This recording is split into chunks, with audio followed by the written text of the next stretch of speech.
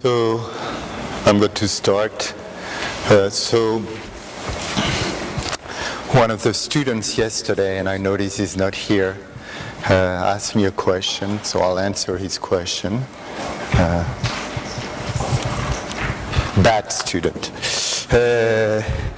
So essentially he asked me to go back over Griffith's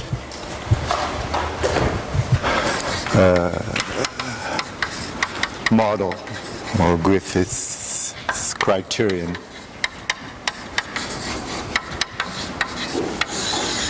So I remind you, because I know what it's like to be sitting and listening to many talks, so I remind you we're talking about cracks. I remind you there is a crack here, because I remember once giving a series of lectures on fracture, and at the end of which a student came up to me and said, I didn't see any cracks. So there is a crack here, at least potentially. So the crack is assigned to a fixed path. It is parameterized by its crack length L. You have an elastic energy W, which acts on the gradient of the kinematic field, which is the transformation or the deformation.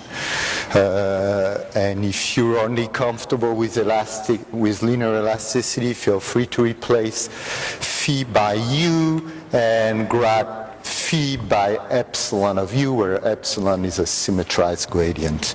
In any case, this is a 2x2 matrix, and phi must satisfy the only kind of loads which I consider, which in these lectures, although in my notes it's a bit different, where g of t is displacement which is time dependent and which is applied to the boundary of your domain, omega. Now, let me just emphasize that the only place where t enters is here. Okay, so it is only through the loads, it is only time dependent to the extent that the loading process is time dependent, because there is no inertia in here, okay?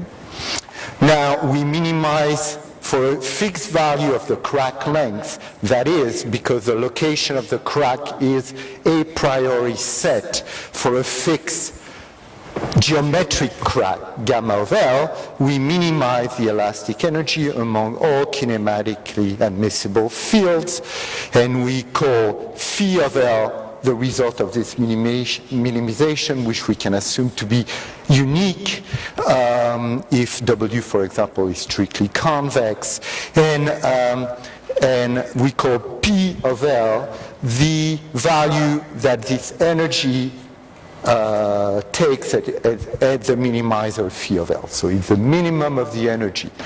And this is truly a statement which is... Okay, so maybe I should say one word about this, since from what I understand, most of you are more interested maybe in mechanics than the fine points of mathematics. So let me say that in linear elasticity, it's absolutely equivalent to say my field, my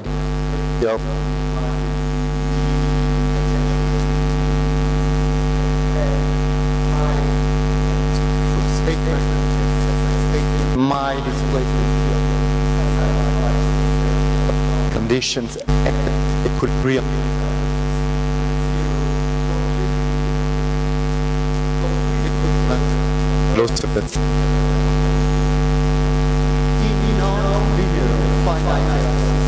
Which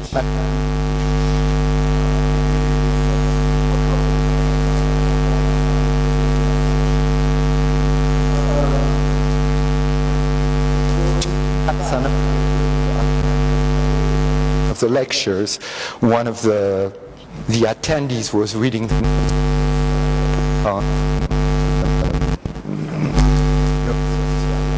which had to do with probably things like that. But in any case,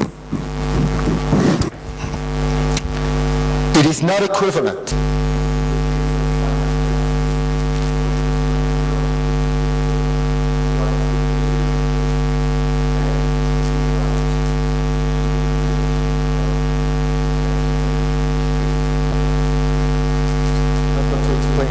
That's not the goal of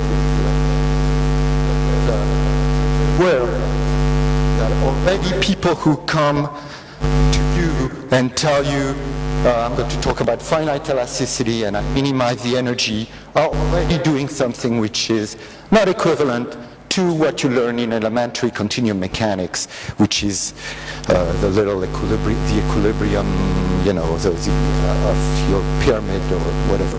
It is not. So here I'm taking this viewpoint. For linearized elasticity, no problem. For convex energies, no problem. When you go to true finite elasticity already, you're on, you know, it's a different issue. Okay, so now, as I said before, Griffith's criterion. Okay, so Griffith's. Okay, sorry. As long as L is fixed, it's just elasticity. Now, I want to know how L is varying with time, with the loads that are applied. And the Griffith criterion, so I repeat what I said at the end of the previous lecture, two different ingredients. One is an ingredient about. So let me start it backwards. One is about surface energy. In order to break bonds, you have to pay energetically. What you're paying is the surface, it's what's called, or what I will call, surface energy. That surface energy length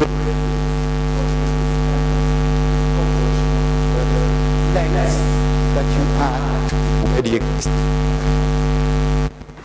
You could adopt more realistic.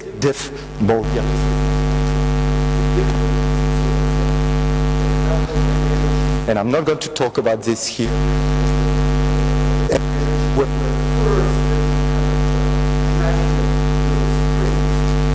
That kind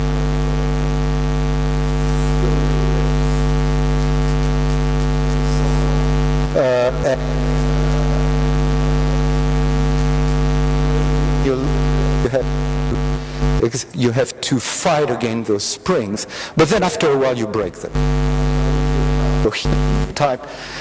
Cohesive type of model where you have some forces that are required. You have to apply some.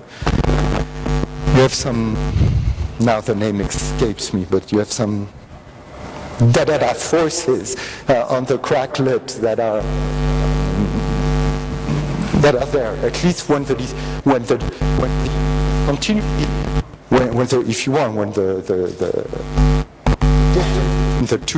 two lips of the crack is not too great, then it breaks.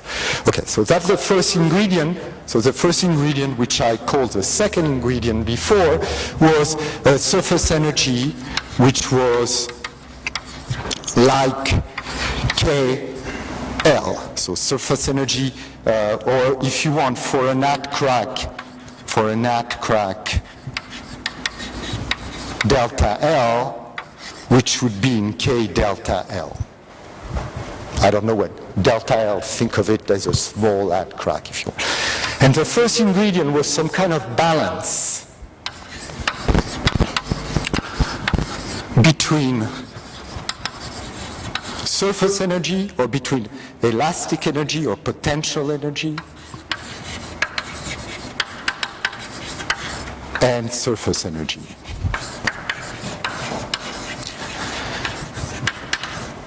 And it said the following, it said,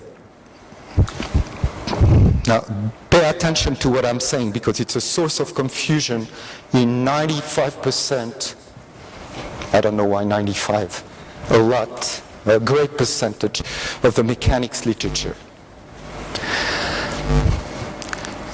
If the crack is in the state that it is in, it means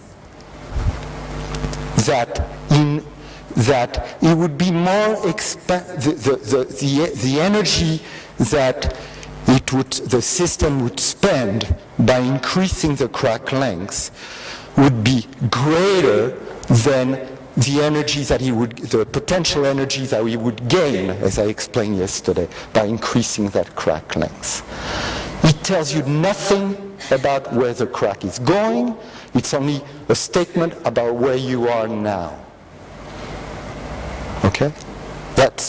It seems trivial what I'm saying, and I think it's completely a source of complete confusion. Okay? So what does that mean? So let me translate it. What it means is that if I have gamma L of t, which is the actual crack length at time t, and I compute P of L of t, and as we saw, it is a decreasing function of L, and I compare it to what it would be if I added delta L, some low cracking at crack, and I divide it by delta, so this, if you want, for any delta L, so in Griffith's idea, for any delta L which is small, should be less than what you spend, or should be greater rather, because, less. So that's what you are gaining in potential energy.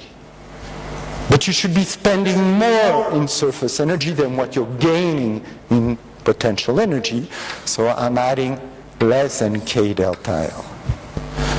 So now I do something that everybody would think of doing. I divide by delta L. I let delta L go to 0. I assume everything is smooth. And I get the criterion number 1. So letting delta L go to 0, I get the item number 1 in my list of 3 items yesterday, which is that, so I'll write it differently today, but it's the same thing. dPdL at LT plus K is negative.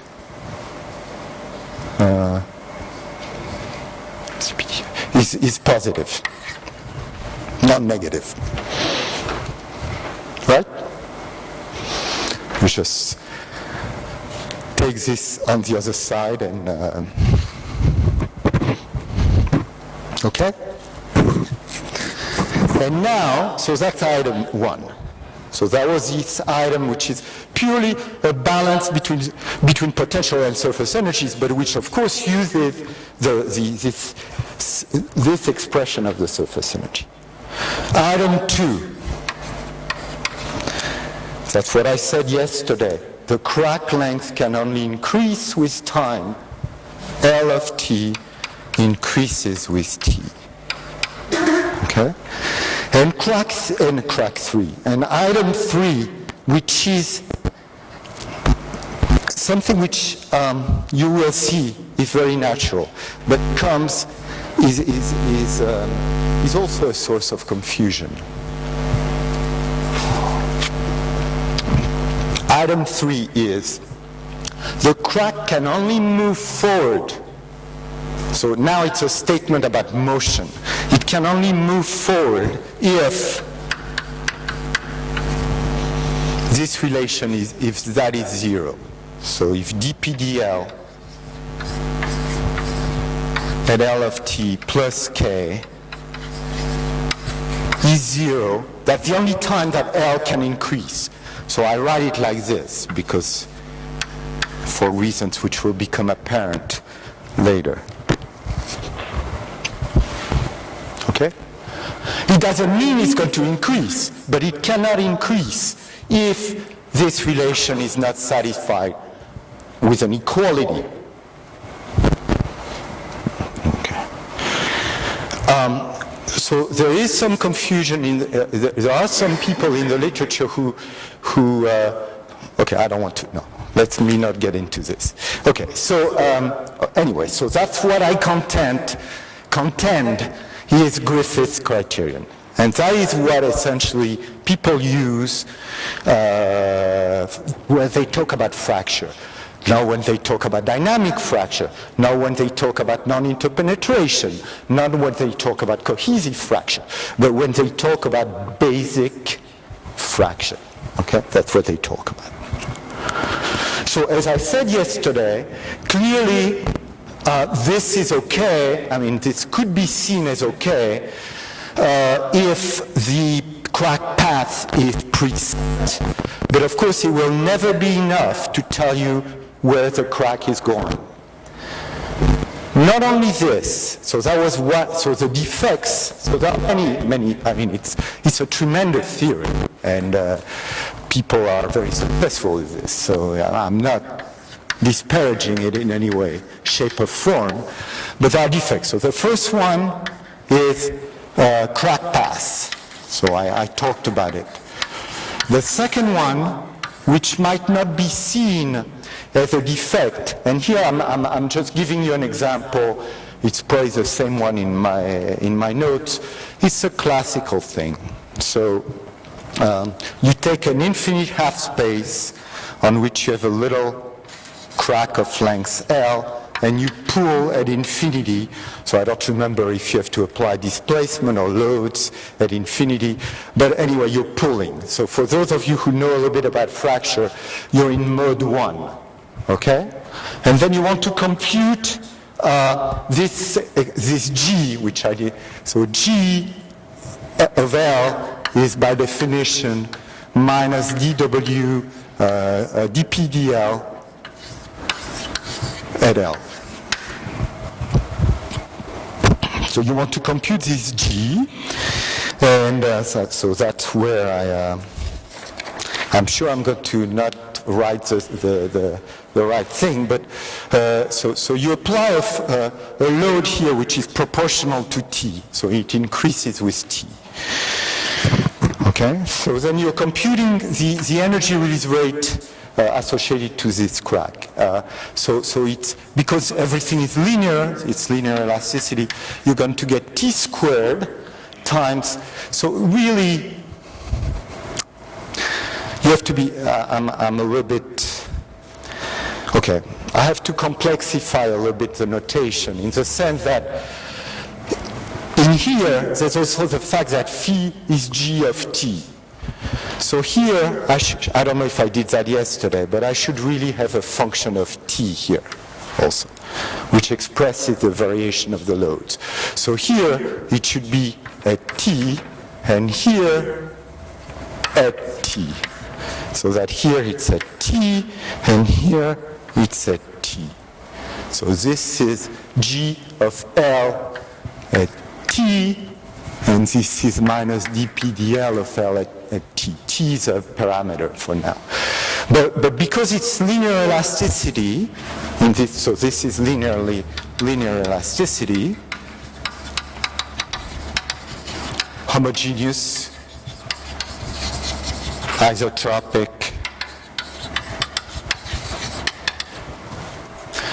then you can very quickly see that G of L at T is like T squared G of L and 1, and this is normal because in linear elasticity, your fields, your energy is quadratic, the dependence G of T is like T, so everything is quadratic in T. So your computations are quadratic in T. So what you have to write is, so it cannot break until, I mean, it cannot break any further until T squared G of L and 1 is equal to K. So that a T, it doesn't mean it's going to break, but it cannot break as long as T is less than Tc, where Tc is given by this expression.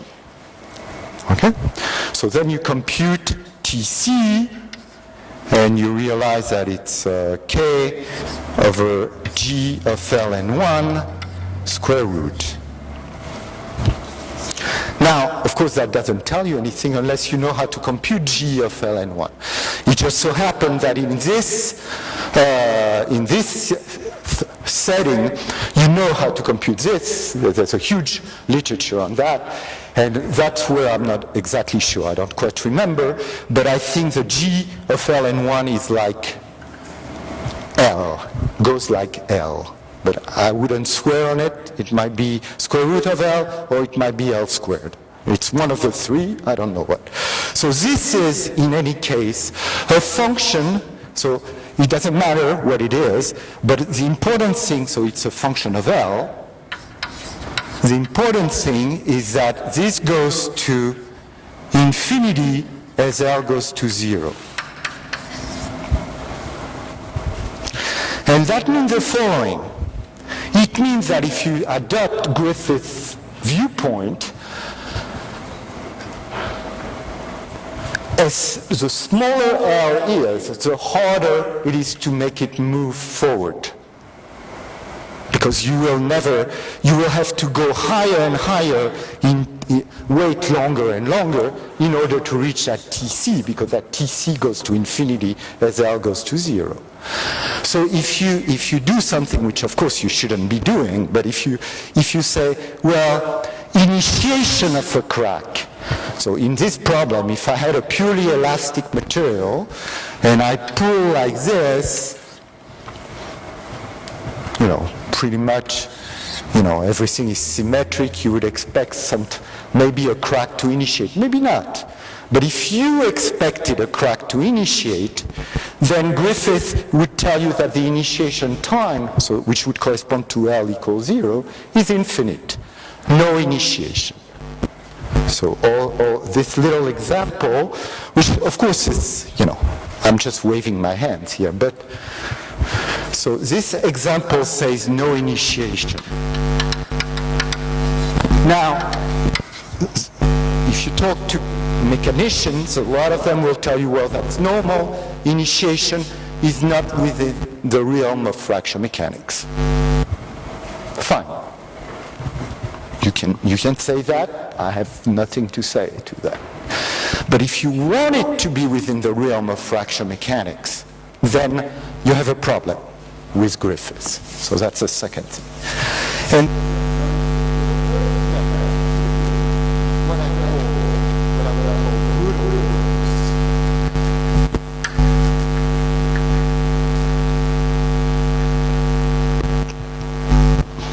And it is the following.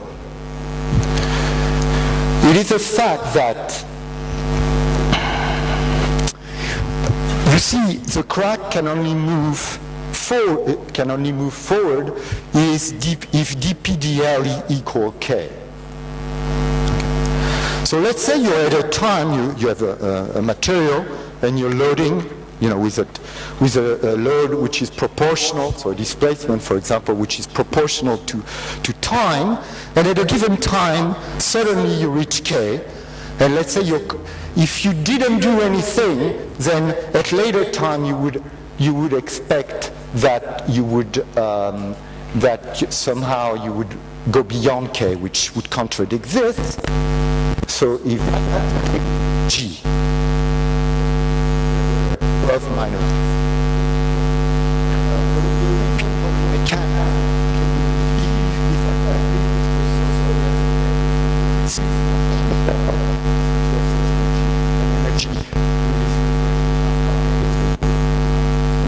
non-negative. So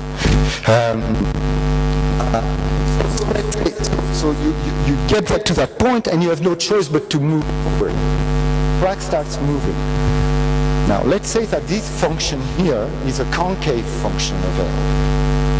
If it's a concave function of L, it means that dPdL is a function of L. Increasing function of L is L instead of decreasing. So if you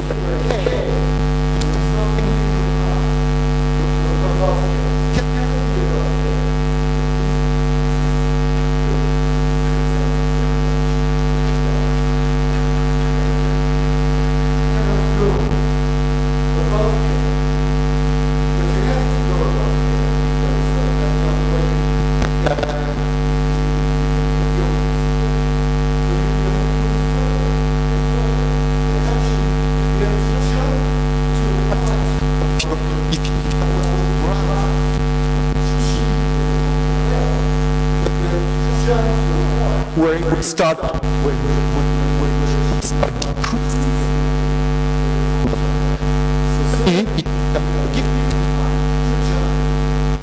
there's nothing from endpoint except that the computation of the energy release rate is completely meaningless because what does it mean?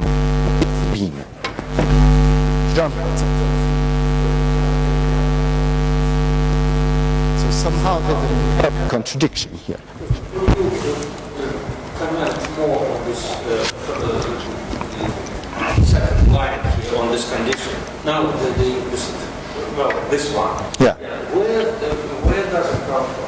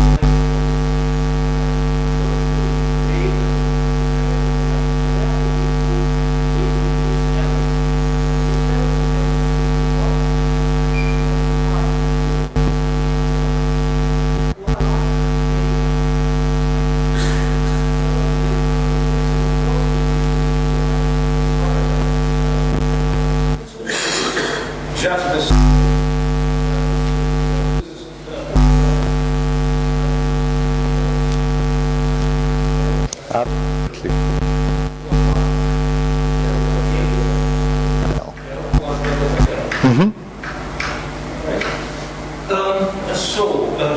Well, it's not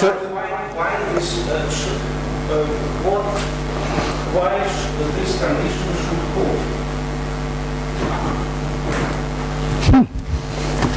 I don't know. Okay, so Professor Berdyszewski,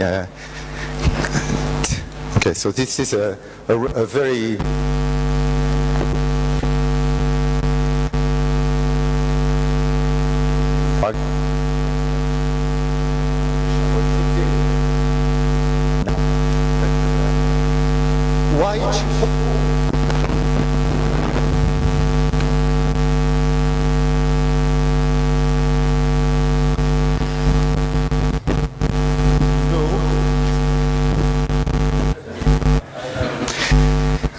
the same way. That for to minimize the potential of energy.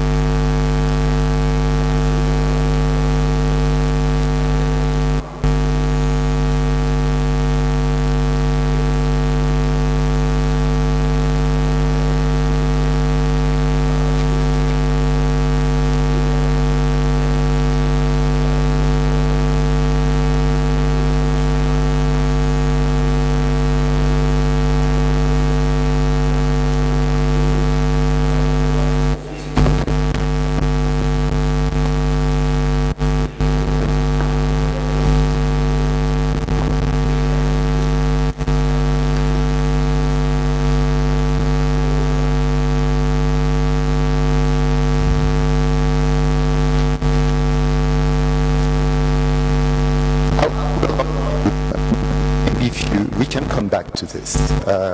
I will argue that this is also essentially, so if we want to have a discussion about thermodynamics, of course, I'm not pretending to be a thermodynamicist, okay, as I said yesterday, to you, not to all of you.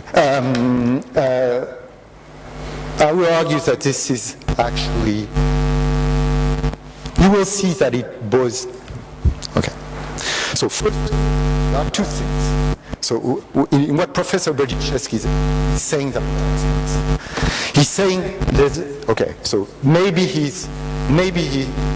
I'm sure he's right concerning Gibbs inelasticity. Okay, so maybe there is this principle which creates some problems in elasticity, but okay. Secondly, I'm not trying to fight Griffith's fight. I'm telling you what Griffiths is. If Griffiths was completely wrong, fine with me. My game is Griffiths.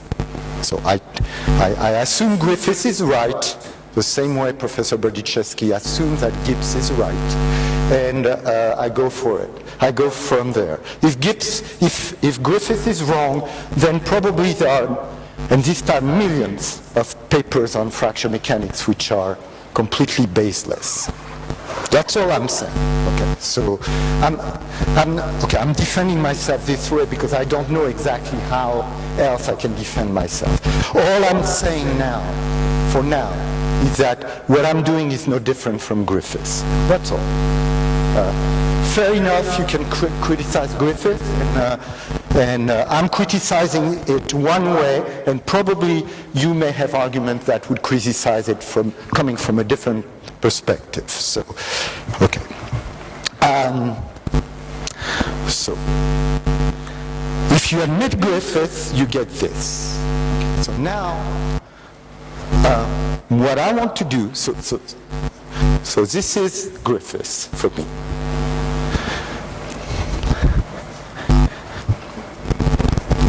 But since I am not Griffiths, I don't like this completely because of those defects. So I propose to do something with it. And in order to do that, I'm going to do something which is exactly that people are doing in many branches of physics and mathematics, and I would argue mechanics as well. I'm going to assume that everything is nice, and I'm going to derive an equivalent formulation for this. And then I'm going to argue that this equivalent formulation is okay, provided I do something to it. And at the end, I'm going to get things that are not so nice.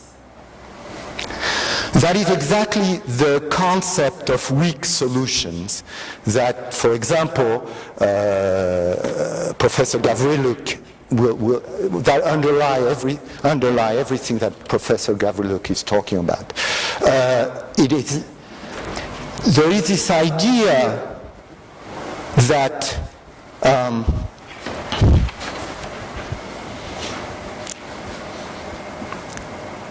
when you say something is equivalent to something else, you say it's equivalent to something else, provided that. So now I'm going to say, provided that everything is nice. So what do I mean by nice? I mean smooth. You can differentiate as much as you want. You can take time derivatives, spatial derivatives. You can do whatever you want. Then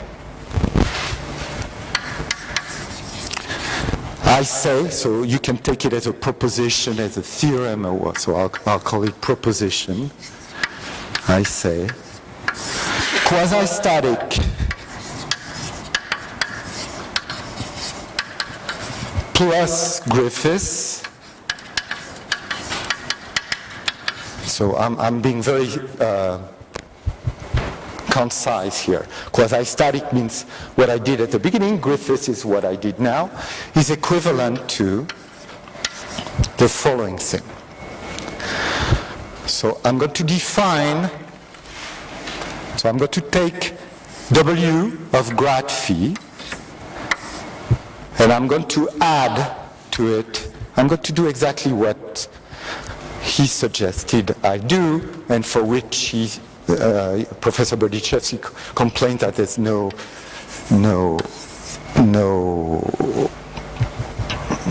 physical basis for it. So I'm going to call it, so I want maybe to take the same notation that I took before.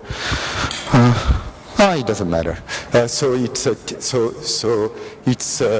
T, because here it was a function of T as well. T, phi, and L. Okay?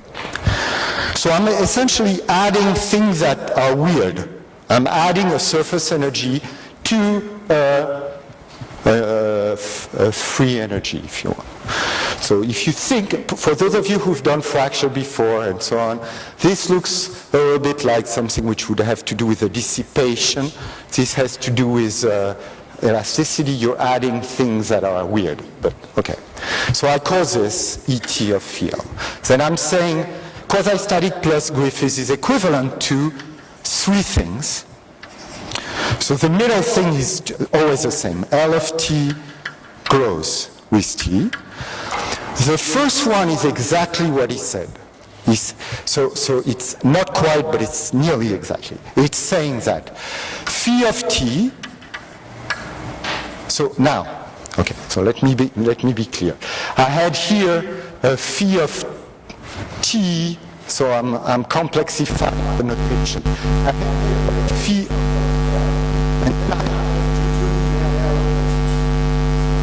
Call phi of T, and really that once again, I'm sorry, but it's understand. Once again, here there was a dependence on T. I should really call it phi of T and L.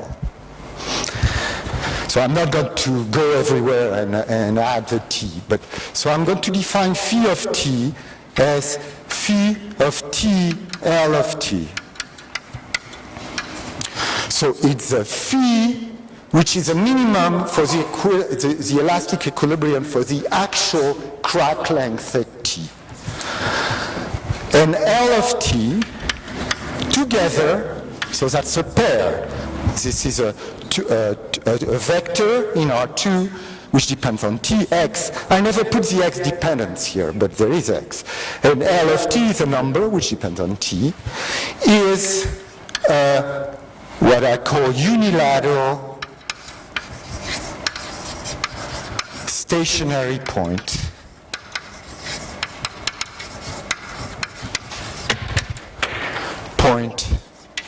for E, and I'll explain. The second one is L of T grows with T, and the third one is what I will call energy conservation or energy balance, energy conservation. And it tells you that ddt of E of T, phi of T, L of T, so I differentiate this function, is equal to, sorry, no need for this, need for this, is equal to the power of the external forces. There are only external loads here, so it's going to be the integral over d omega of the stress dFW evaluated at grad phi of T, normal stress times the load, the velocity of the load.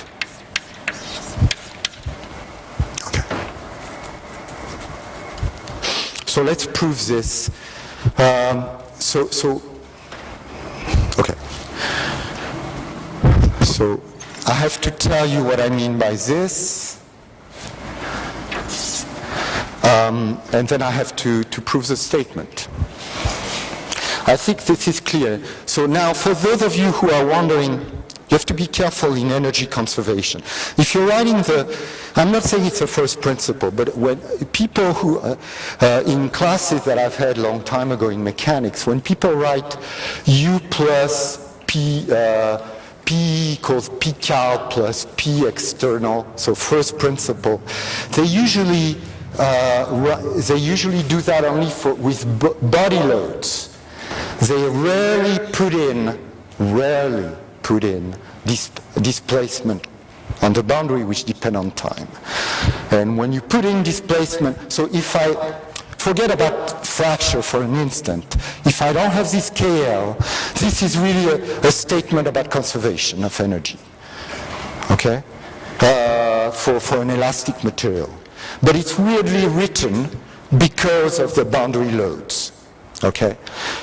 Same way that if you had body forces, so you'd have a term in minus Fu here, you'd get here a term which would be in F dot U there, which is not the way. So it is due to the fact that usually you write the first principle with the internal energy, not with the difference between the internal energy and the work of the body loads.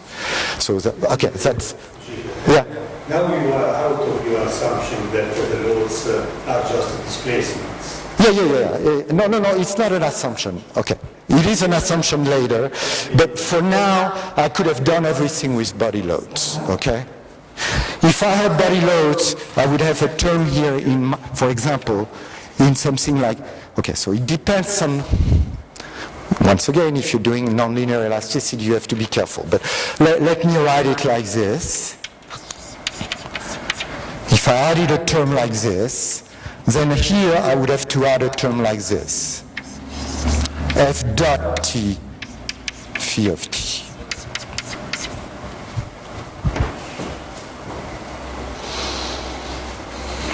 Okay, that's all I'm saying. The important thing is that the derivative always, in time, is always on the data, not on the field. That's really important. Okay. So now let me just, I think it's, I mean, I'm spending a lot of time on this, but maybe, maybe it makes sense to do that so that, and please again, if, I'm sure Professor Berdichevsky and Professor Del Piero are not the only ones who have questions, so please feel free to ask questions because I think it's certainly confusing for many people. So let me erase this. So in the notes, I tell you what I'm going to kind of not tell you what unilateral stationarity is, because it's a little bit, it's a tiny bit involved. I'd have to introduce one parameter family of transformation. So I'm just telling you what it's equivalent to. Unilateral stationarity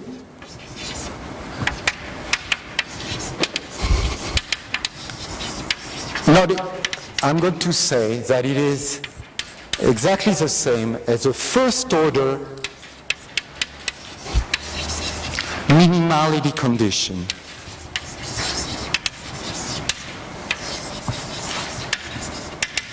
or a first order necessary condition, rather, necessary condition for the minimality, for the local minimality.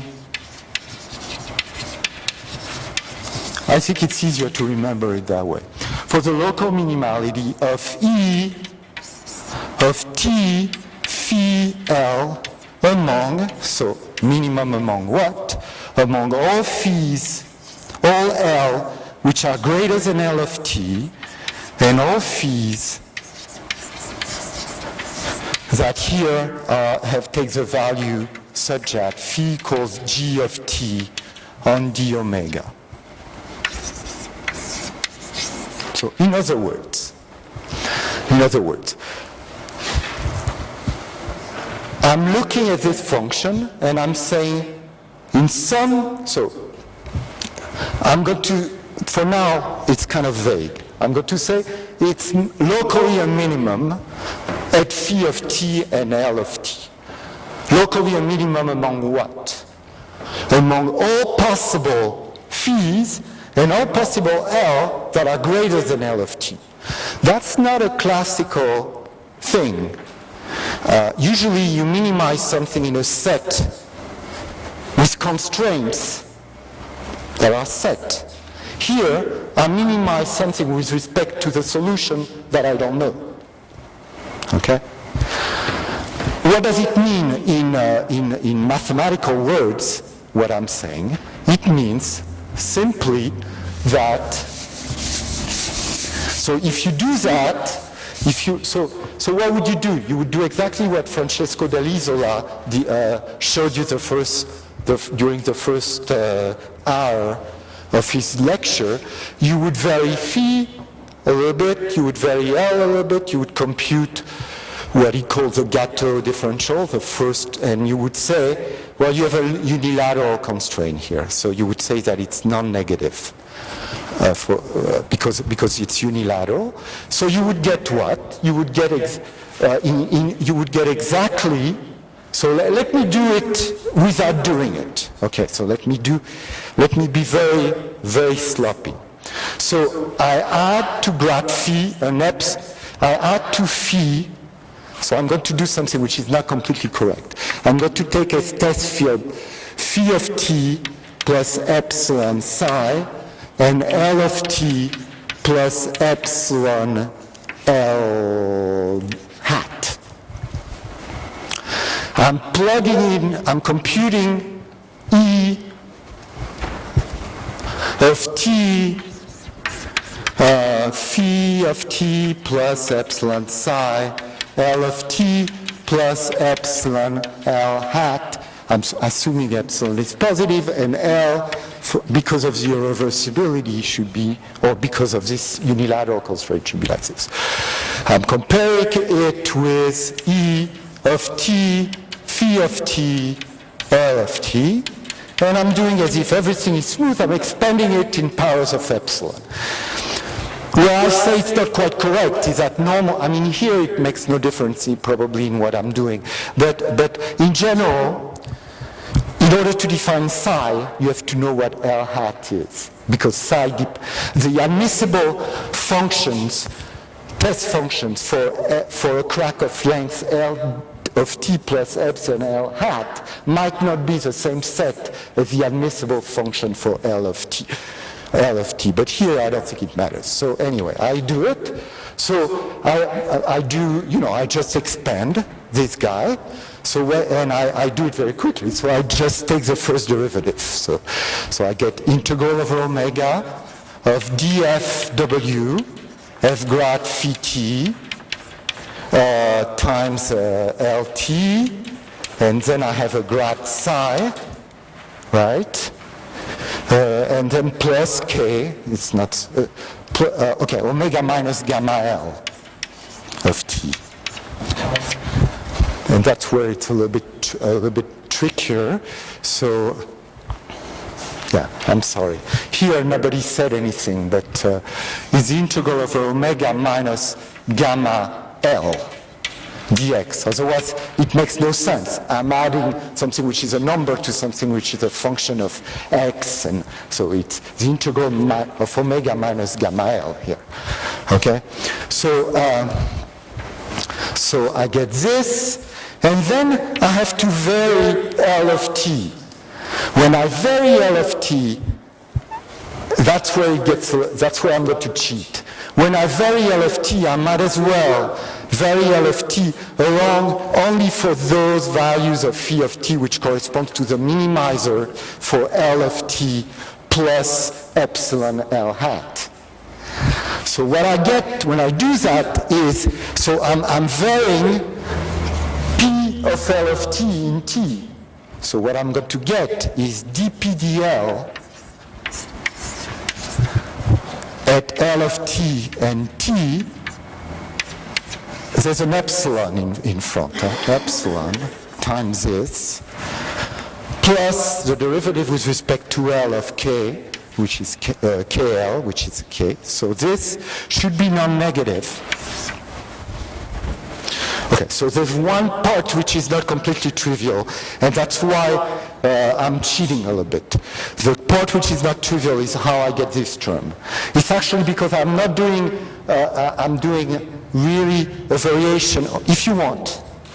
Think that I'm first doing a variation in phi, I'm getting the phi of t, and then I'm following phi of t L, in which I'm doing a variation of L of t.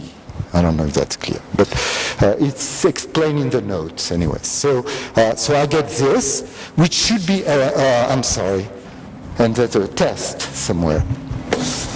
So this is that times L hat non-negative. Okay? And that should be true for epsilon, which are positive, so I can divide by epsilon, and I get that the first necessary condition is this. So first I take L hat to be 0, and I get this guy must be non-negative, but I can take psi or minus psi. This guy, be careful. Phi of t must take the value g of t on omega on the boundary, so psi must take the value 0 on d omega. Okay? I add to phi of t a small perturbation. That small perturbation should not perturb my boundary condition. So on the boundary psi is 0 because phi already satisfies the boundary condition. Right? When I'm not changing the boundary conditions. So my kinematically admissible of the form phi equals g of t, so phi plus epsilon psi must also be g of t. Since phi is g of t, psi must be 0. Otherwise, okay. So this guy has 0 boundary conditions. So what do I get by integration by parts? I get, so this is exactly what Francesco was talking about. I'll erase what's on the left. So what I get is, minus divergence of dfw of grad phi of t equals 0 in omega, but also I recover on gamma L of t, the natural boundary condition. dfw of grad phi of t n equals 0 on gamma L of t. Okay? That's because you cannot forget that the omega minus gamma has 2 boundaries, d omega and gamma. And on gamma it's a natural boundary condition that come. So, okay? And then now I vary L hat. When I vary L hat, what do I get? L hat must be non-negative. If L hat is non-negative, that means that this guy had better, and I can choose L hat to be anything I want. So that means that this guy must be non-negative, so I recover 1.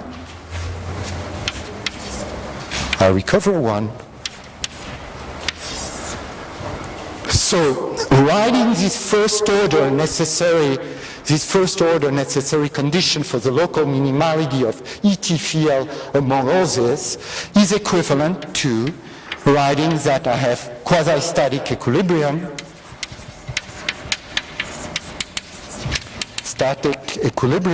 plus item 1 in Griffiths.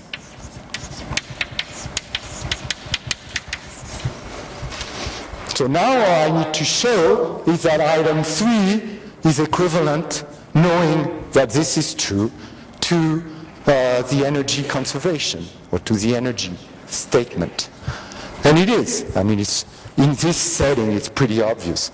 Because when you differentiate this, so I'll do it, but when you differentiate this in time, I have one board that I can still use. It's hard for those on the left, but it... So I compute ddt of E of t, phi of t, L of t.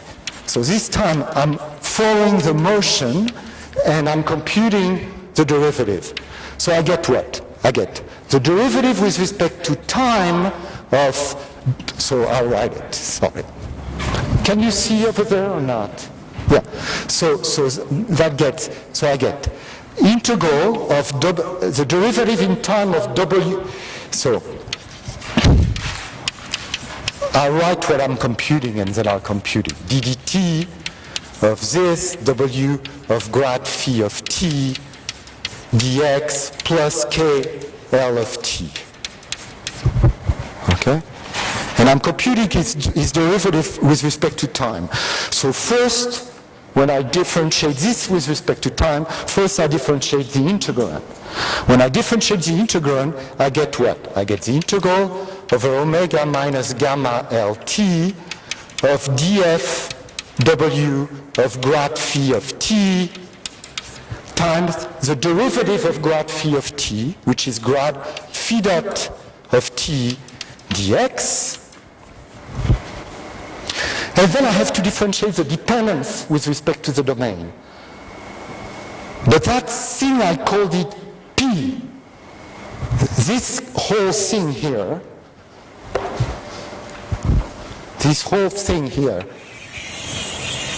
that's precisely P of L of T.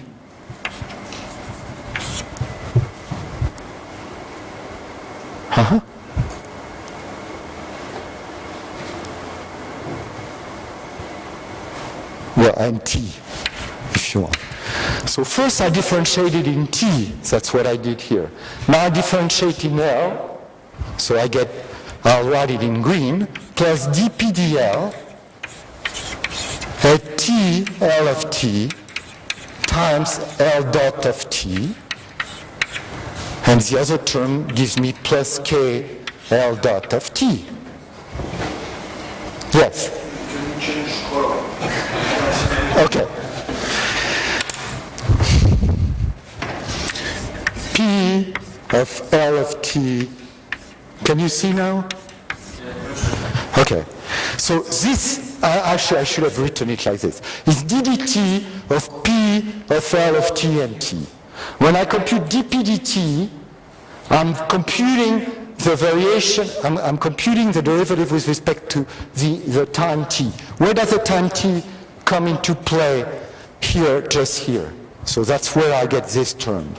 When I differentiate in L, I get dPdL, I'm very lazy, of T L of T times L dot of T, and then I have this term which gives you a K L dot. Can you see? I mean, this scribbling? Yeah, you can see. I mean, it's terrible, but you can see. Now, this guy, okay, so let me first deal with this guy. Grad phi dot, I'm going to write in the following manner. So this, you know what it is. So grad phi dot, I'm going to write as grad phi dot minus grad phi dot, I'm going to write it as grad phi dot minus grad g dot plus grad g dot. So, okay, so I have to explain a little bit what I'm doing. G is only a boundary condition, okay? So what does that mean, grad g or grad g dot? Because it's only defined on the boundary. Well, okay, so this is the thing that you always, in any case, in mathematics, so I know some people don't know much about traces here, but it doesn't matter. Think of something is, you say that, when you say I applied g of t on the boundary, what you're saying really, from a mathematical standpoint, is I have a field which is defined everywhere, which I call g, which I'm going to call g. I'm taking its trace on the boundary. I call that g. Is a trace of a field which is defined everywhere. So that g of t here, which a priori is only defined on the boundary, I'm actually defining it on all of R2. So it goes from R2 into R2. But I'm not, so what I mean by grad g is a gradient of this extended function whose trace on the boundary is my boundary condition.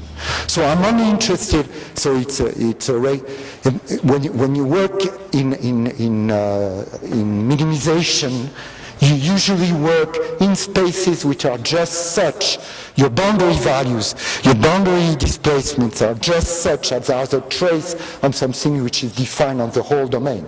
Of course, it better not depend. There are many ways, there are many functions that have the same trace on a hypersurface. Huh? You take x equals 0, you take x or you take f of x with f of 0 equals 0 in the plane xy on 0 on the line y equals 0, they all have the same trace. And when one is x, the other one is f of x. But I'll show you it doesn't matter because actually the value you got to get only depends from the value on the boundary. So now, when I do that, the advantage is that, I mean, this is elementary, but the advantage is that phi minus g has 0 trace on the boundary. So if I plug it, so if I come here, this, and I replace this by that, I can integrate by parts or do green or whatever, Orthogoratsky if you're a Russian, or the divergence theorem. Here is our bad student.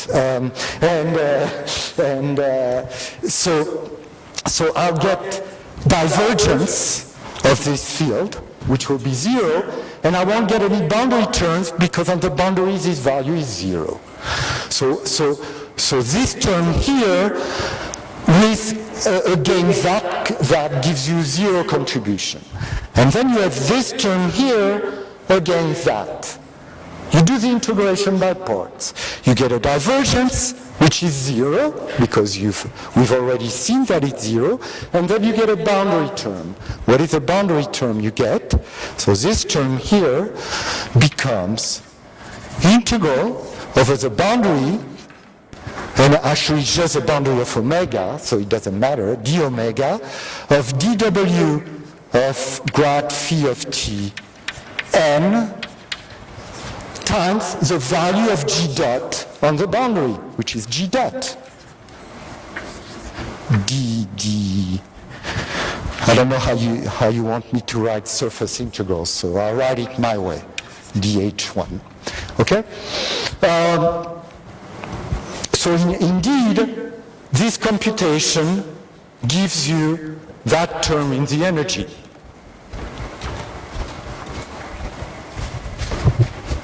So it was a dh1 here as well. It was a boundary term. And the other term here, dw is dpdl plus kl dot, but we saw that Griffith's third item is dpdl plus kl dot equals 0. So either it's 0, and that implies energy conservation, either you have energy or you have energy conservation, and that implies that. So this is 0. And so you get energy conservation, and I've shown you the equivalence. So what does it mean? It means that Griffith plus quasi-static equilibrium is exactly equivalent to this. And the third item I left invariant. So, the only criticism that I will accept is that of Professor Berdichevsky in terms of this formulation. The only way you can challenge this formulation as it is now is, well, there are two ways you can challenge it. You can say, like Professor Berdichevsky, why Griffith? And, why Griffith, indeed. Yeah. I suggest the following interpretation of this report. What it says, that suppose we fix displacements at the boundary. So this inequality says that the crack is stable. Any increase of the length will increase total energy of the system. Actually, this inequality constrains the class of cracks you consider. Because, of course, there are cracks, such cracks that say you load the system, and even you fix the displacements at the boundary, the crack could be unstable, and it propagates and breaks the material. So this inequality is just some constraint on the class of the problems we consider. Okay. Yeah, fair enough. Fair enough. So, okay. So that's one criticism. The other criticism is my fields are not smooth. So what I did is this equivalent is not justified. So now the game is the following. For me, I forget everything before, and this is what I start with. And that's what I argue on. If I'm going to show you, or not show you, but tell you why, you can argue that this is a well-posed problem, and you can even do better. But then I will find a class of solutions which doesn't have the regularity for which I showed this equivalence. That doesn't bother me because that's exactly what everybody is doing. When you write things, so whether you write your Lagrangian, you write that your Lagrangian is a principle of least action or so on, you write it assuming certain regularity, and then you discuss your problem variationally or not variationally, and then at the end you end up with maybe, if you're lucky, with a solution, maybe many solutions, and maybe and usually they don't have the kind of regularity that you assume to start with in order to derive your problem. And that's true of nearly everything that I know in mechanics. I wouldn't say in physics. So it's very unusual that you get the kind of regularity that you use to establish your system of equations to start with from basic principle. If you look at books in mechanics, they always start not worrying about anything about smoothness or anything, deriving, differentiating, taking convex conjugate and so on, doing lots of computations, and then at the end you get a system, you try then to prove existence, and you don't have the kind of regularity that you wish. So, okay. So let's say that I start with this, so I'm going to erase everything else, and of course there's something which is very difficult to handle. And the thing which is very difficult to handle is a first order necessary condition for local minimality. What are the tools for, except going back and rewriting the equations, what are the tools for writing a first order necessary condition and then proving something? So usually what people do, and I don't think I'll get contradicted here, but you never know, is that they strengthen this. They say, first order necessary condition for local minimality, I'll replace it by local minimality.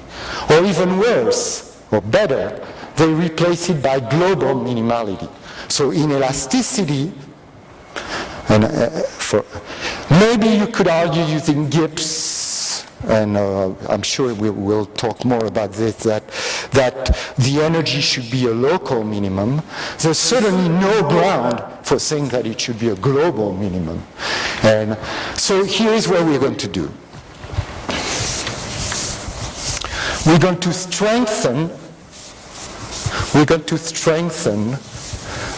this condition here. This one.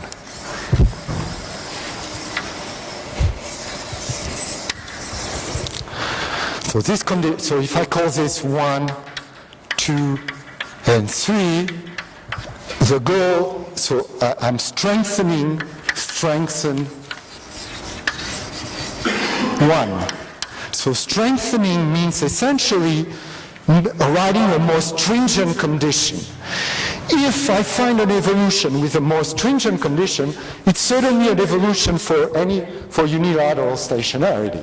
But conversely, I might not be capturing evolutions that satisfy those conditions but are in no way locally minimizing or, even worse, globally minimizing.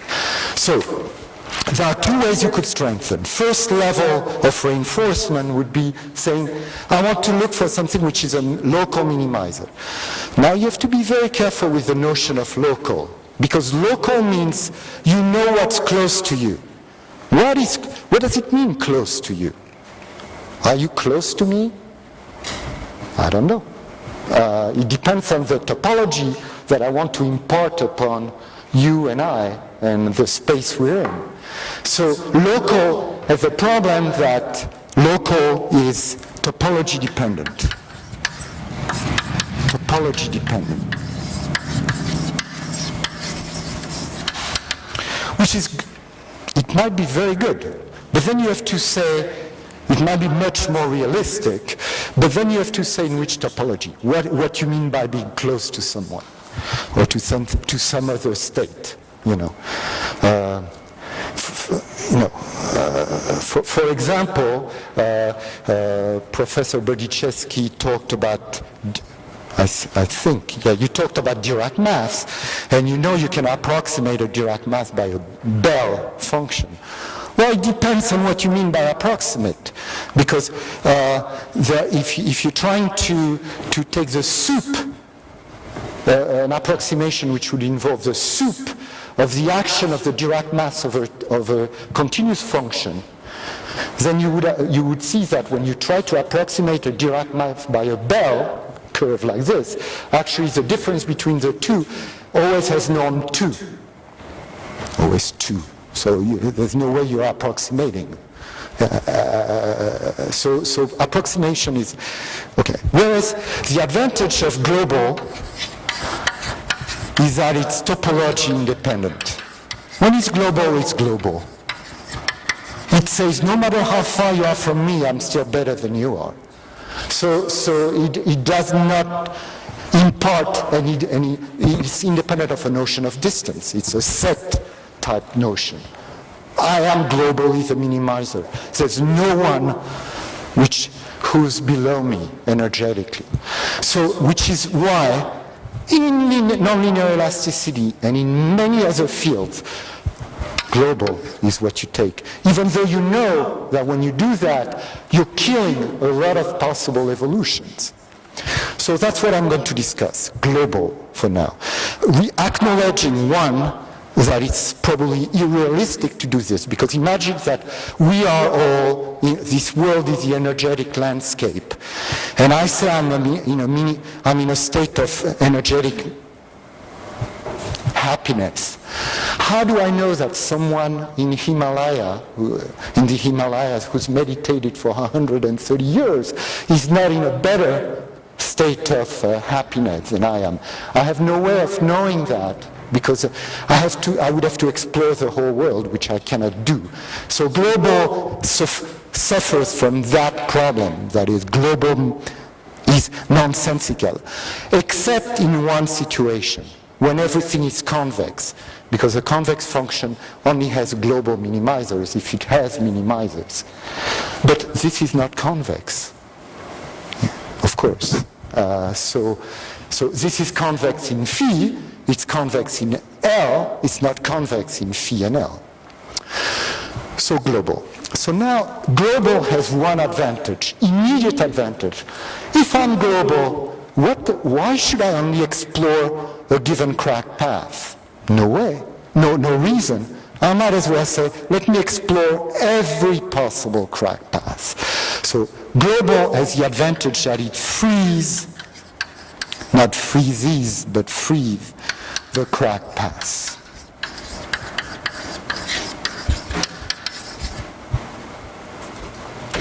So now I'll write you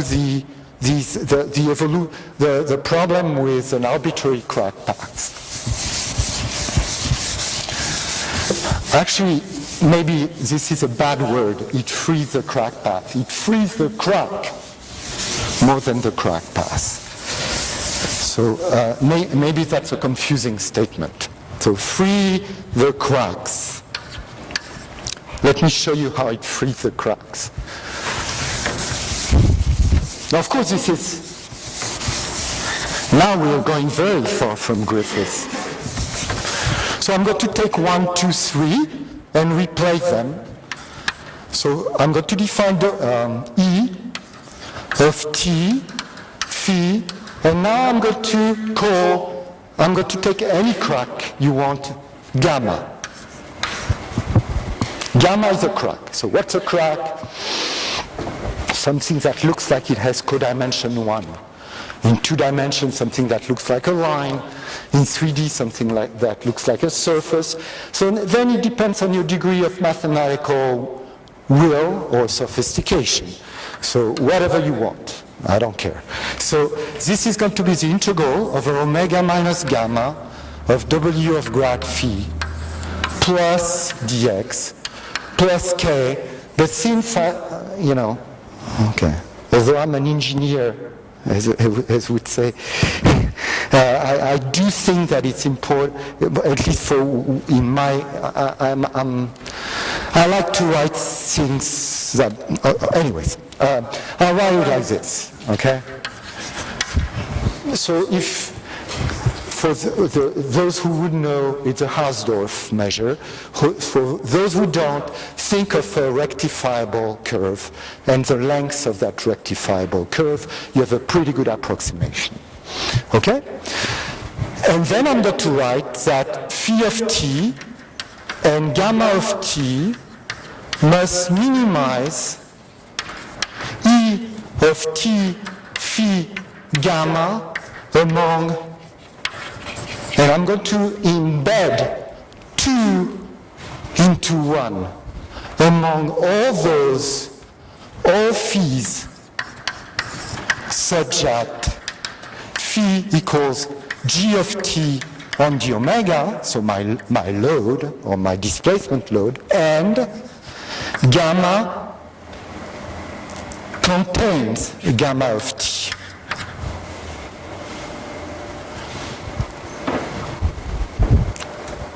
So once again, it's a very unusual statement because it's a global minimality statement with respect to the solution of the problem.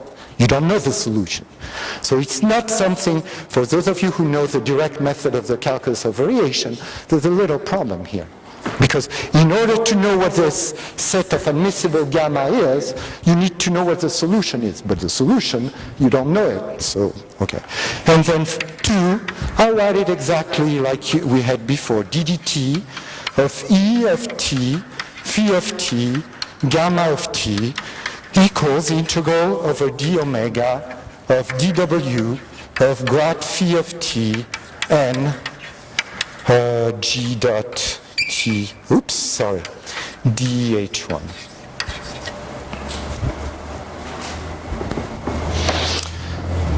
So what I'm looking for now is a pair phi of t, gamma of t, that at each time is a global minimizer of this total energy, and on top of this, it's constrained in its path by this energy statement.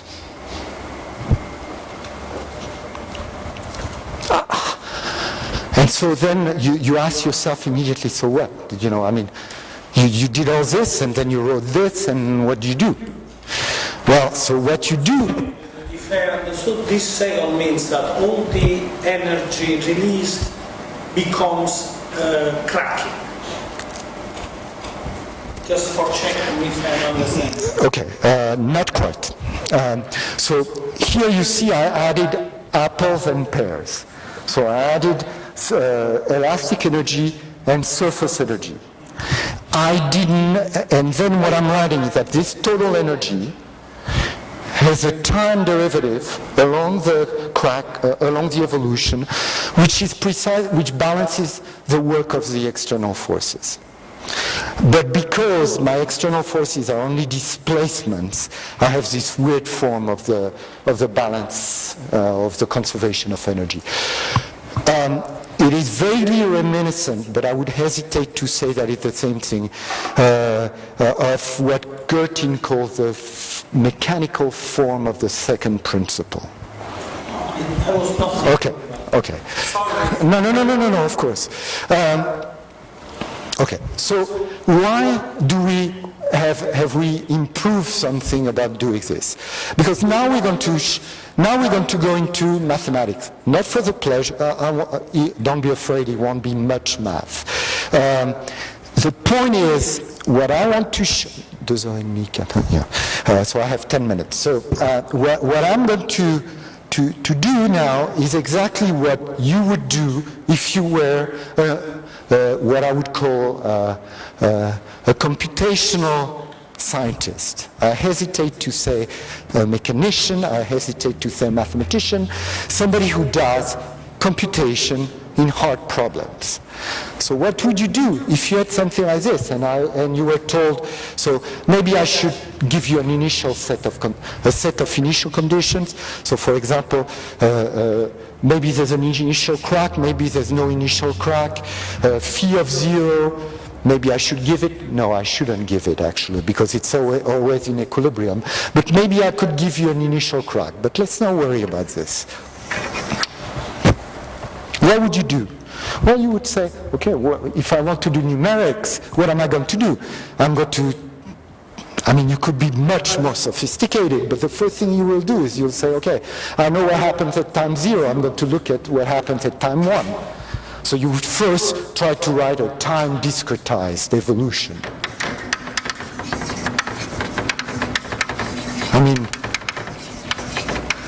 Maybe not. So what would you do? Well, you would say, assume that I know, so I have my time here, time. I know what happens at time 0, more or less. I'll come back to this.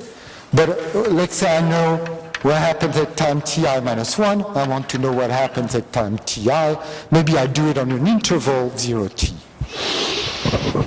So what would I write to know what happens at time?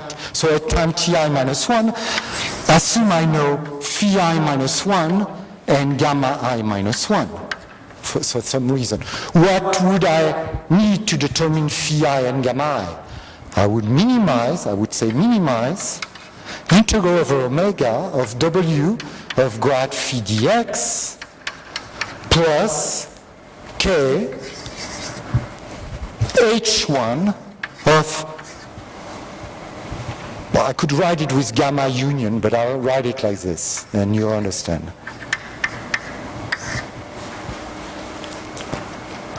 Among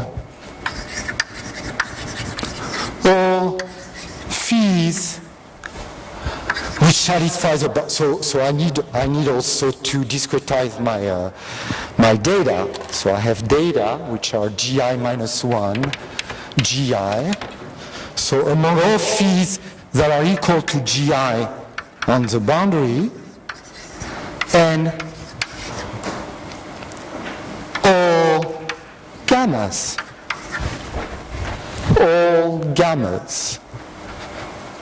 because I'm only adding energy, surface energy, for that part of gamma which is not in gamma I minus 1. If it's in gamma I minus 1, I don't count it anymore. I count only the energy associated to the at crack. So it doesn't matter. Yeah, I could write it differently if you want, to make things simpler. I could write it integral over omega of w of grad phi dx plus k h1 of gamma for all gamma that contain gamma I minus 1. I prefer to write it like this. There's one relation which always gives me trouble, which is a fantastic relation. For any measure, MA minus MB is always greater than M of A minus B, and it's equal if one is included in the other. So it's B included in A. Remember this, it's very useful. I wrote it in red so that you couldn't see it, but it's useful. Okay, so it's the same if I decide to put gamma including gamma I minus 1 or gamma minus gamma I minus 1. I'm not doing anything different. Okay? Now, And maybe I'll finish with this here, so for now. So, okay, two things. You could say, what about this? So maybe you've discretized this. Have you discretized that? No. I forgot about it. Why did I forget about it? No reason. I just forgot about it. Now, if you take elasticity and you're doing the same thing that I'm doing, but no cracks, and you want to solve, so it's quasi-static evolution in elasticity, and you want to solve it numerically, you would do the same thing. You also have a conservation of energy in elasticity. So you'd have the same statement replacing this by just the elastic energy. But you don't write it when you do your time discretization. It comes automatically when you pass to the limit in your time discretization. Same thing here. It'll come automatically. Not obvious at this point. So now we're back to, so there are two tasks for me. One is to say, when on this time discretized evolution, can I make sense out of this? And the second one is, if I can make sense out of this, can I pass to the limit as delta t, which is, let's say, ti minus 1, goes to 0, can I pass to the limit and hope to recover my evolution? So I'm not going to do the mathematical details, but I'm going to spend a little bit of time, maybe all of next time, showing you some difficulties and the kind of thing that you have to watch for. And for now, I'll just tell you, because I only have 5 minutes, I'll just tell you how you start, because I think it's not clear. So essentially the problem is, you see, even at time 0, let's say you have no cracks to start with, you still have to minimize this. So for example, at time t equals 0, well, it might be that a crack will form. Okay, of course, not if I apply no loads, but g of 0 doesn't have to be 0. So I would have to minimize integral over omega of w of grad phi plus h1 of gamma for all phi that are equal to g on the boundary. Okay, and okay, so you have to be careful here. You'll say, well, you know what? Don't forget one thing. Phi, and that's where you have a hard time if you don't talk a little bit about mathematics. What is constraining phi knowing gamma? The fact is that if I have a domain here and I have a gamma like this, my phi does not have to be continuous across gamma. Okay? So let me just replace this by something which is maybe more familiar, which is grad phi squared. Maybe I should put a 1/2. Okay, let's put a 1/2. Okay. So then we know, I'm sure you've all heard at some point during your life that the right space is H1. Maybe modulo boundary conditions, but here the boundary conditions are G. So it's those function in H1 that takes the value G on the boundary. Does it sound familiar to everybody, that word H1? Okay. So here the problem is H1 of what? It's H1 of omega minus gamma with value in R2 because you're so it's functions that could jump across gamma. Huh? The only condition we have on gamma is that the deduct on, as Professor Berdichevsky made me specify yesterday, and he was absolutely right. It's on each lip of gamma you have 0 boundary condition, but the phis can jump across gamma. Huh? Yes, and it's a typical situation in fractional mechanics where you expect exactly this, that you're going to have a jump. Okay? So how would you do that? How would you minimize this? If I give myself gamma, you do finite element, there's no problem. If I don't give myself gamma, and that's where there's a fortunate event, and I'll just draw the picture for you, and I'll tell you next time more. It comes from a field which is completely disconnected, which is called image segmentation. And I'll just tell you what the problem is now, and then I'll tell you more about it tomorrow. So the problem is denoising a picture and trying to find the contour. Let's say you took a picture of something underwater and you don't know if it's a whale or a submarine, and you want to know that. So what is it? You have a picture like this, so it's 2D generally, and you have pixels. And let's say you're not very sophisticated, you only have black and white. So your pixels are 1, which is black, or 0, which is white.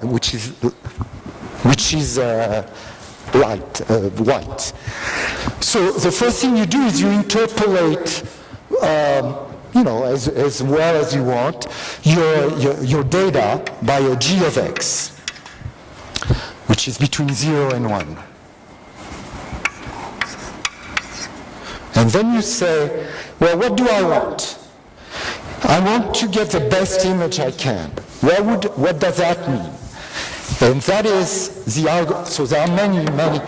If you think mechanics is a huge field, the imaging world is like 10 times bigger. Not only doing this, of course. So what you want to find is a real image, U of x. So U of x would be an image which would be gray between 0 and 1. So that's what you're trying to find. What should U of x satisfy? Well, that's the idea of Mumford and Shah. So this is called the Mumford-Shah functional. A remarkable story about Mumford that I'll tell you another time. So first of all, you want U to be close to G. Fair enough, in average, in mean square. And then what do you want? You want contours, which are going to be the contours between, contours on your picture, essentially, where there could be a discontinuity in you, in the image. Okay, but you want as little contour as possible. You don't want spurious contour. So you're going to add the length of the contour. And then inside a contour, you want to be as homogeneous as possible.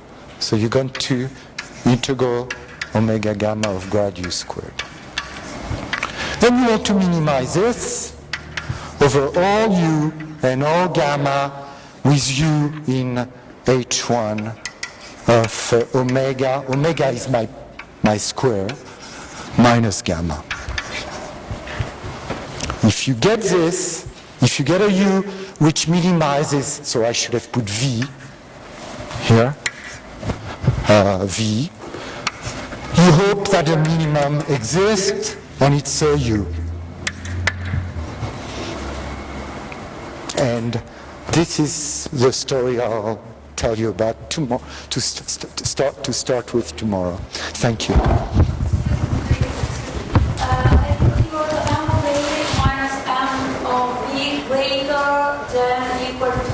Oh, yeah, it might be in the other direction. You see, yeah, of course. So what you write is M of A minus B plus M of A union B equals, you write M of A union B equals M of A minus B plus M of A inter B. Right? So then you get that M of A minus B is equal to M of A union B plus A union B, A into B. What am I saying? That's not it.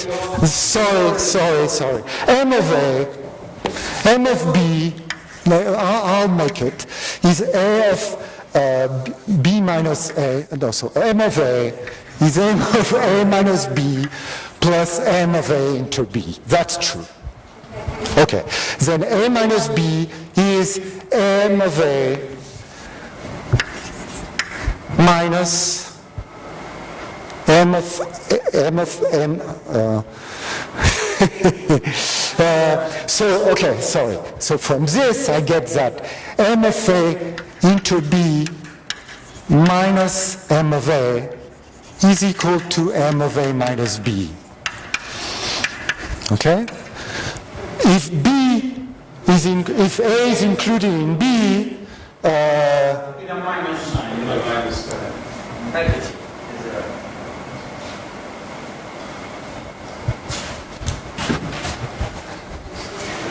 no.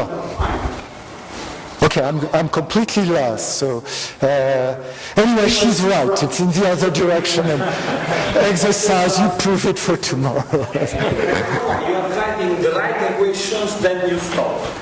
Okay, you are tired. Probably. Okay. Anyway, you are completely right.